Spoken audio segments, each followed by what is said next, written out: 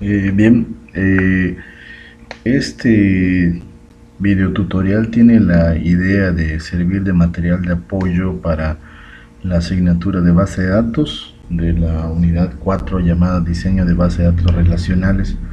El tema en específico se llama normalización de base de datos.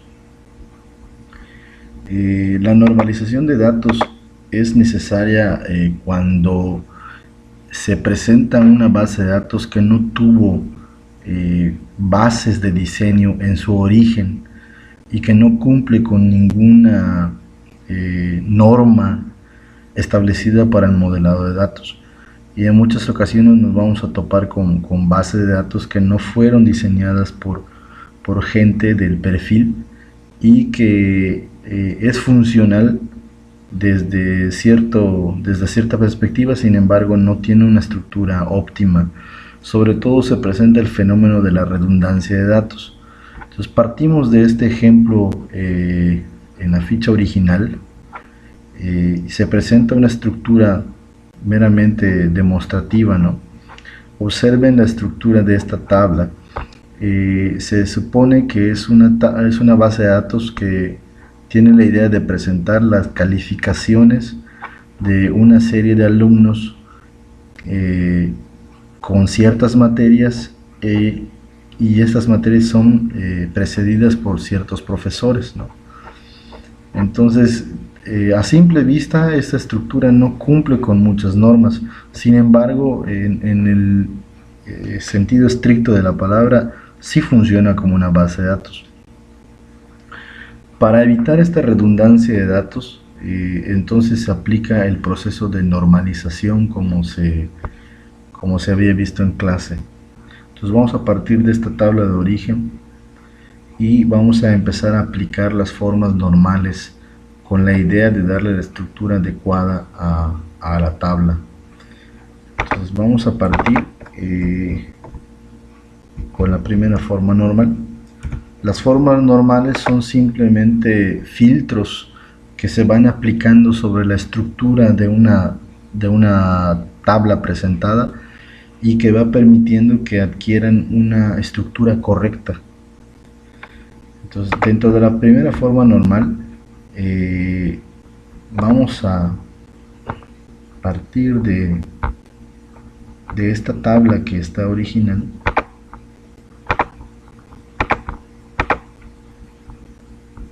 Vamos a poner primera forma normal y definimos las reglas establecidas en la primera forma normal. En la primera forma normal se establece básicamente dos reglas. La primera regla es que no debe existir grupos repetidos.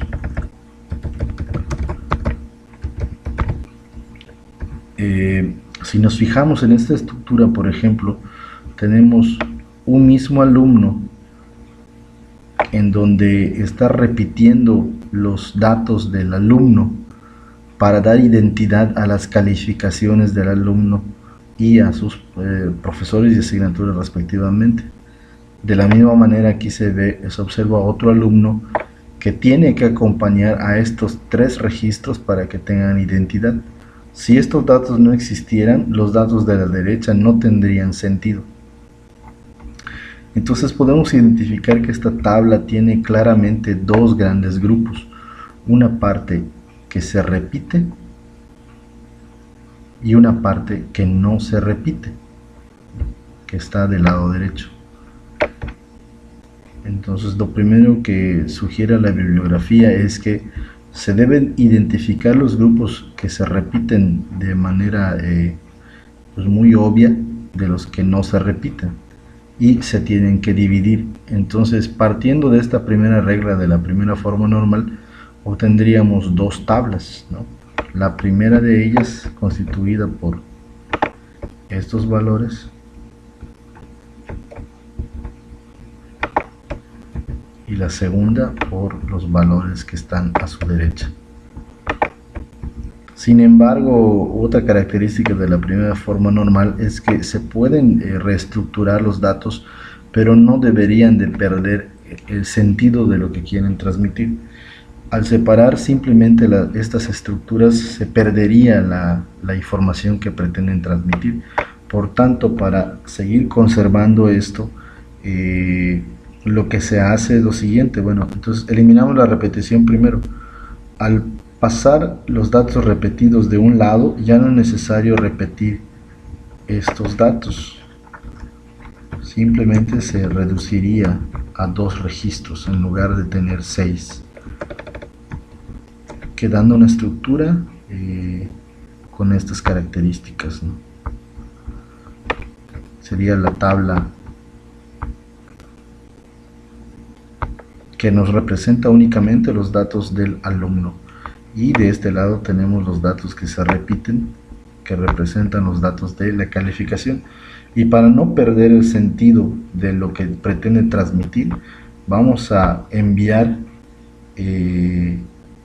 la clave primaria que está de este lado como si fuera una clave foránea para este extremo. Entonces tenemos que poner esta matrícula y asignar o vincular. Por ejemplo, estos 3 le pertenecían al primer alumno y estos 3 le pertenecían al segundo alumno. Entonces, si se fijan, la información sigue siendo la misma, únicamente los datos se han dividido en 2 estructuras para evitar la redundancia de datos.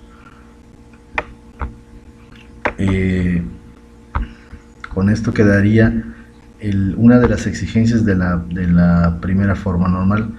La segunda característica de la primera forma normal es que dice que no deben de existir atributos o campos compuestos, más bien. Entonces vamos a escribir la regla que dice: no deben existir campos compuestos. O dicho de forma positiva, se deben integrar, las tablas se deben integrar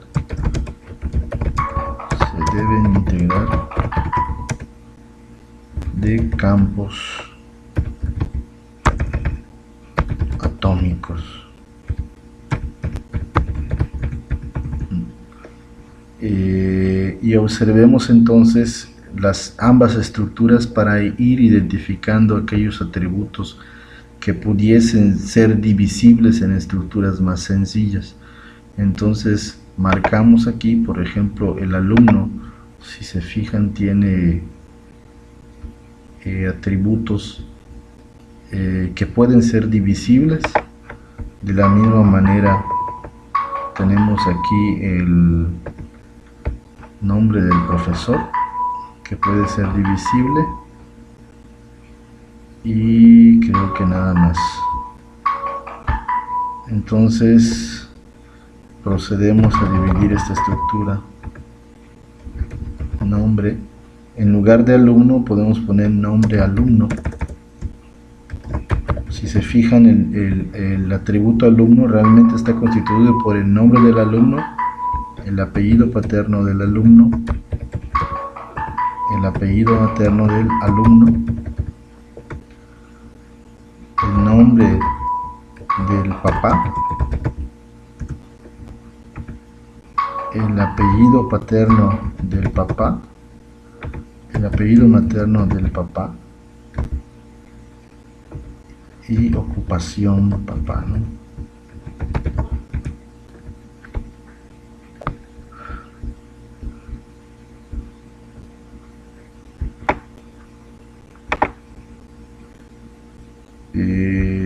Bueno, creo que me quedé en esta parte. Entonces observen que estos 3 atributos se derivan de hacer atómico el atributo alumno, y estos 3 atributos derivan de hacer atómico el nombre del papá, y con esto ya garantizamos la atomicidad de la primera tabla, la tabla de la izquierda, ¿no? Entonces quedaría más o menos de esta manera, ¿no? Juan, Pedro, aquí Pérez, Mata, López,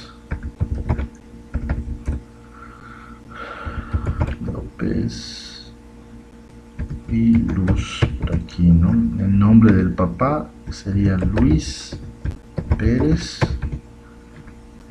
Juan Mata. No tenemos la información del apellido materno. Aquí tenemos un mecánico y aquí tenemos un astronauta.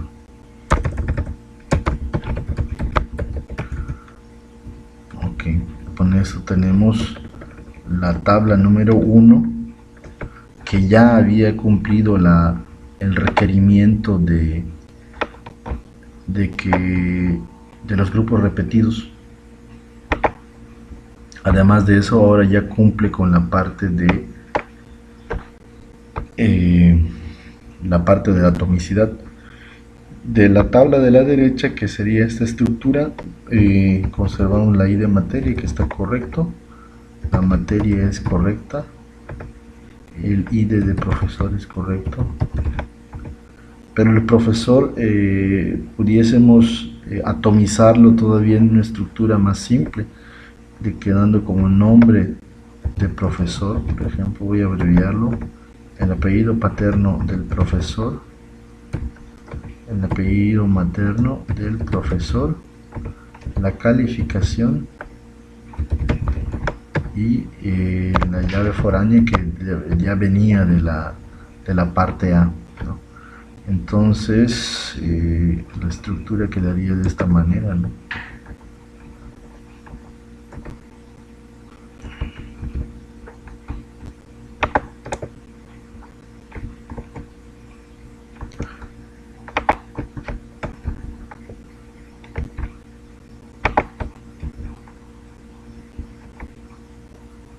Estos campos están vacíos porque no tenemos el dato, y conservamos la calificación y las llaves foráneas también se presentan aquí.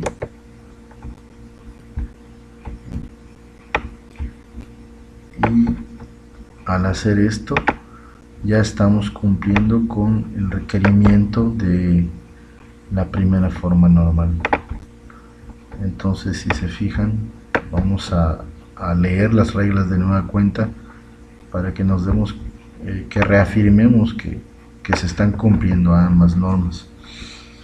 Entonces, la norma A del 1FN dice que no deben existir grupos repetidos. Esto obligó a que estos registros que se repiten se separen de los que no se repiten. ¿Ok? Nos originó dos estructuras.